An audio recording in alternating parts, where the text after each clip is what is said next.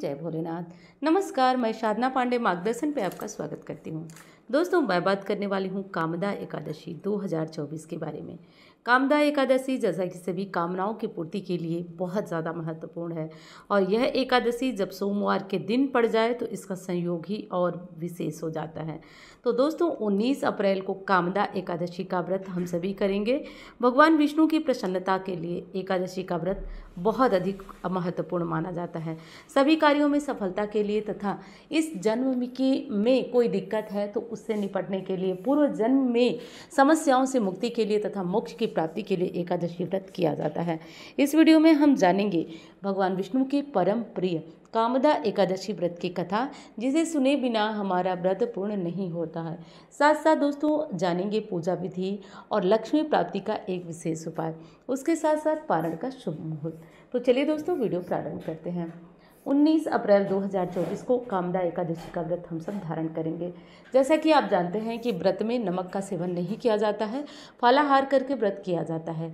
एकादशी के व्रत करने वाले को एक दिन पूर्व से और एक दिन बाद तक सभी नियमों का पालन, यानी कि ब्रह्मचर्य के नियमों का पालन करना होता है।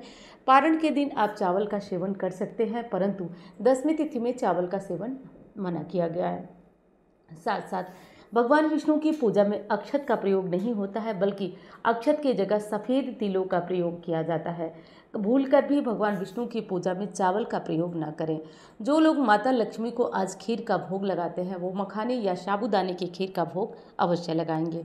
आज भगवान विष्णु की कृपा के लिए माता लक्ष्मी के साथ उनकी कृपा घर में गरुड़ वाहिनी लक्ष्मी के रूप में बनी रहे, इसके लिए क्या करेंगे ये उपाय हम जानेंगे।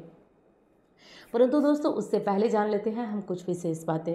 कामदा एकादशी का व्रत करने से पहले जैसे कि सभी महिलाओं को कुछ विशेष नियम और जानकारियां जिन्हें ध्यान रखना चाहिए। आज हो सके तो पीले वस्त्र आप सभी पहन लें और एकादशी तिथि में बाल धोना मना किया गया है, इसलिए कोशिश करें कि आज के दिन बाल ना धोएं। अगर आप किसी कारण से एक दिन पहले गुरुवार पड़ा था तो आप बाल नहीं धो पाए हैं तो आप गंगा जल लेकर अपने सिर के ऊपर से छिड़क लें, बस हो गया पवित्र। उसके बाद आप पीले रंग के वस्त्र पहनकर भगवान विष्णु की विधि विधान से पूजा करें। अक्षत के जगह पे सफ़ेद तिल रखिएगा, बाकी पीले फूल वगैरह मिल जाए तो उनकी माला चढ़ाकर भगवान विष्णु की सामान्य जो हो सके वो पूजा कर लीजिएगा। इसके बाद पूजा के बाद दोस्तों भगवान विष्णु की कृपा के लिए आप विष्णु सहस्त्र नाम का पाठ कर सकते हैं और विष्णु सहस्त्र नाम के साथ साथ आप भगवान विष्णु की गीता का पाठ कर सकते हैं। मतलब किसी भी तरह से भगवान विष्णु का स्मरण पूरे दिन होना चाहिए। इस तरह से करके हम पूजा कर लेंगे। अब चलिए दोस्तों, जान लेते हैं आज एकादशी व्रत का परम प्रिय, भगवान विष्णु को बहुत ही प्रिय यह कथा। तो चलिए इसका श्रवण कर लेते हैं। धर्मराज युधिष्ठिर कहने लगे, हे भगवान, मैं आपको कोटि कोटि नमस्कार करता हूँ। अब आप कृपा करके चैत्र शुक्ल एकादशी का महात्म्य कहिए। श्री कृष्ण कहने लगे, हे धर्मराज, यही प्रश्न एक समय राजा दिलीप ने अपने गुरु वशिष्ठ जी से किया था। जो समाधान उन्होंने किया वो सब मैं तुमसे कहता हूँ। प्राचीन काल में भोगीपुर नामक एक नगर था। वहाँ अनेक ऐश्वर्य से युक्त पुंडरीक नाम का एक राजा राज्य करता था। भोगीपुर नगर में अनेक अप्सरा, किन्नर तथा गंधर्व वास करते थे।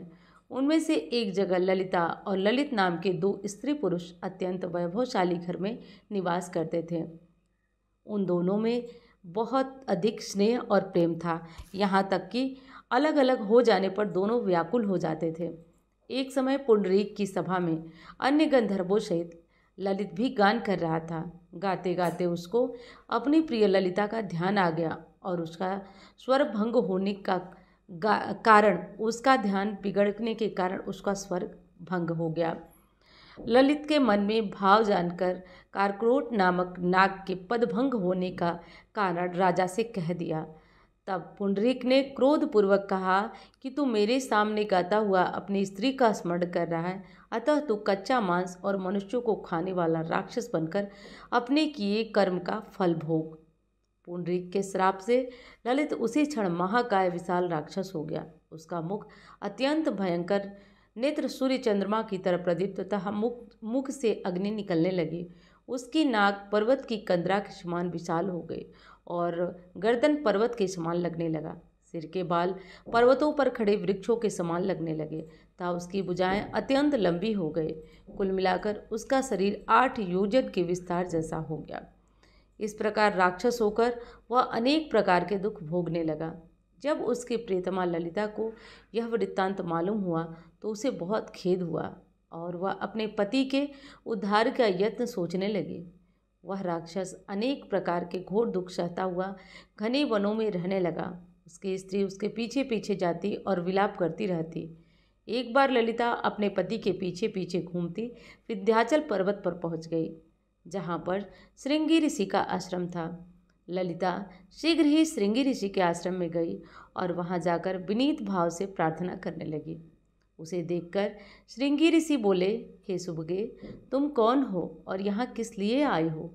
ललिता बोली कि हे मुनि, मेरा नाम ललिता है। मेरा पति राजा पुंडरीक के शाप से विशालकाय राक्षस हो गया है।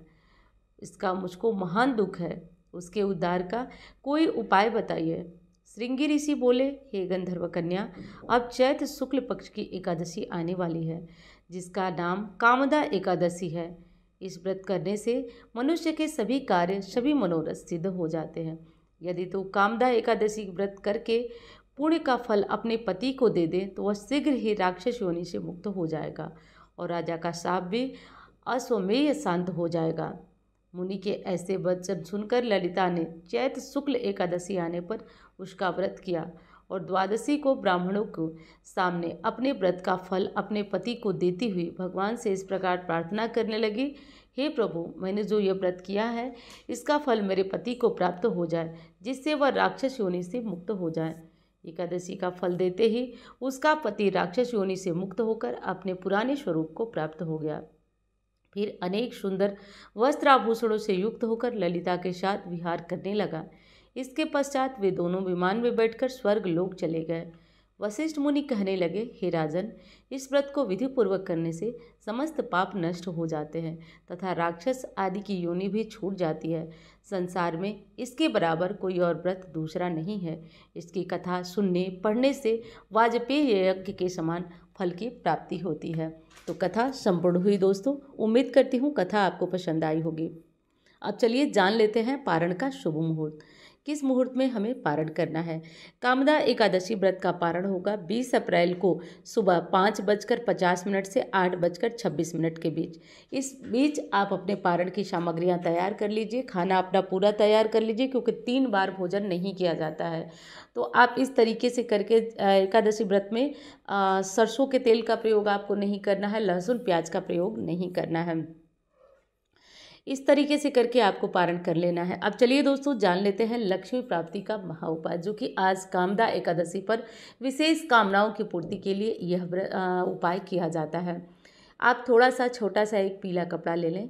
जिस पीले कपड़े में आप थोड़ी सी जो है भगवान विष्णु की सबसे प्रिय चीज़ है हल्दी ले लें, कम से कम 5 गांठें, हो सके तो 5 जो है लड्डू ले लें, या लड्डू न मिल पाए तो आप गुड़ ले लीजिए और गुड़ के साथ थोड़ा तिल ले लीजिए और उसमें जो है आप अपनी इच्छा अनुसार 11 रुपये 1 रुपये जितना हो सके बांधकर उस पोटली को किसी धार्मिक स्थान में दे दें। कम से कम आप ऐसा 11 एकादशी करें। पूरी उम्मीद है कि आप जिस कामना को सोचकर यह पोटली मंदिर में पहुंचाएंगे, हर एकादशी इसी भांति आप पीले कपड़े में बांधकर आप पहुंचा करके और पूजा करके भगवान विष्णु के सामने रखिए और रख करके इस पोटली को आप भगवान विष्णु के सामने धूप दीप जैसे भगवान को दिखाते हैं दिखाइए। इसके बाद आप दिन रहते यानी कि शाम होने से पहले इस पोटली को किसी भी देवी देवता के मंदिर में पहुंचा दीजिए। ऐसा ज़रूरी नहीं है कि किसी एक देवता का मंदिर हो, आप किसी भी मंदिर में इस पोटली को पहुंचा दीजिए। 11 एकादशी करिए। अगर कोई बड़ा दोष नहीं हुआ कुंडली में तो निश्चित रूप से आपके काम सभी पूर्ण हो जाएंगे। तो आप इस उपाय को करके देख लीजिएगा। उम्मीद करती हूँ जानकारी आपको पसंद आएगी। वीडियो पसंद आए तो लाइक करिएगा, चैनल को सब्सक्राइब करिएगा। धन्यवाद। हर हर महादेव।